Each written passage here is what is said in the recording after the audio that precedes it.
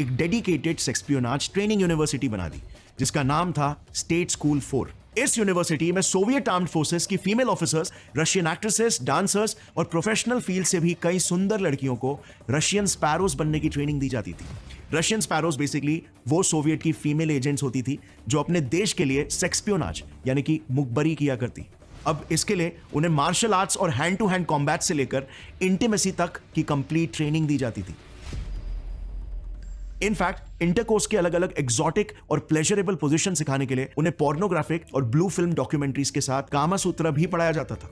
USSR was absolutely clear on this कि उनके ये स्पैरोज सेक्स को एनिमी नेशन के खिलाफ एक वेपन की तरह इस्तेमाल करने के लिए फुल्ली ट्रेन्ड होने चाहिए, और इसीलिए ताकि इन फीमेल स्पाइस में जरा भी झिझक ना रहे, इनकी ट्रेनिंग में इन्हें पूरी क्लास के सामने सेक्सुअली इंटीमेट होने के लिए कहा जाता था, और दूसरे कैडेट्स को कॉम्प्रोमाइजिंग पोजीशंस में शूट करने को भी कहा जाता था ताकि उनके ब्लैकमेलिंग स्किल्स बढ़े। ओलेग कैल्युगिन, जो उस वक्त केजीबी के एक सीनियर ऑफिसर हुआ करते थे, उनका खुद का यह बयान है कि रशियन स्पैरोज उस वक्त यूएसएसआर में आए फॉरेन टूरिस्ट, बिजनेसमैन और डिप्लोमैट्स सभी को इन्हीं सेक्सपियोनाज टेक्निक से सेड्यूस करके सबसे पहले उनके साथ इंटीमेट होती थी और फिर उनके कॉम्प्रोमाइजिंग फोटोज और वीडियो शूट करके उन्हें ब्लैकमेल करके ये स्पैरोज उन्हें मजबूरन केजीबी का एक एजेंट बनने के लिए फोर्स करती थी। इसका एक मेजर एग्जांपल है French ambassador to USSR Maurice Dejean, जिन्हें तो वहां की एक famous Russian actress Larissa Kronberg ने ही हनी ट्रैप करके फंसा दिया था।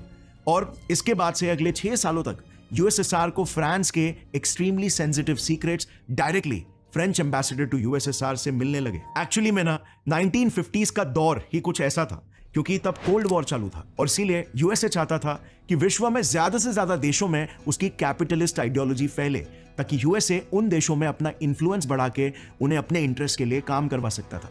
सेम यूएसएसआर भी यही चाहता था कि जितना हो सके वो अपनी सोशलिस्ट आइडियोलॉजी को फैला सके, और इसीलिए उन्होंने ऑलमोस्ट 7 देशों से एक वॉरसॉ पैक्ट भी साइन करवाया था। और यूएसए का तो जैसे आप जानते ही होंगे 12 देशों के साथ मिलकर उसने नेटो बना दिया।